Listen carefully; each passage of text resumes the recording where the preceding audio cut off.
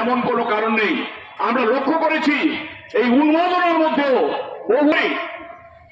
নতুন অন্তর্বর্তী বাজেট 2 মাসের জন্য বাজেট প্লেস করেছেন। সেই বাজেটে গর্বের সঙ্গে সীতারমণ আমাদের অর্থমন্ত্রী উল্লেখ করছেন যে ভারতবর্ষের 80 কোটি মানুষকে এই সরকার বিনামূল্যে করছে আগামী 3 বছর করবে। এটা ওরা বুক ফুলিয়ে প্রধানমন্ত্রীর 56 ইঞ্চি বুক ফাটিয়ে তারা ঘোষণা করছেন। লোকের মধ্যে 80 কোটি লোক যদি খাবার কিনতে না পারে সেই দেশের অর্থনীতি কোথায় আছে এই মহাপূর্বকেরা তবে দেশের মানুষ পূর্বক তারা বোঝে না। 80 কোটি লোক সরকারকে পয়সা দিতে হয়েছে, যেখানে সংবিধান সম্মত ভাবে প্রতিটি সংগঠনের গণতান্ত্রিক অধিকার আছে রাস্তায় দাঁড়িয়ে তার কথা বলার।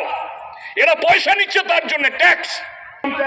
আর সাধারণ মানুষ আপনারা বিনামূল্যে চাল আর ডাল যারা পাচ্ছেন হিসেব করে দেখবেন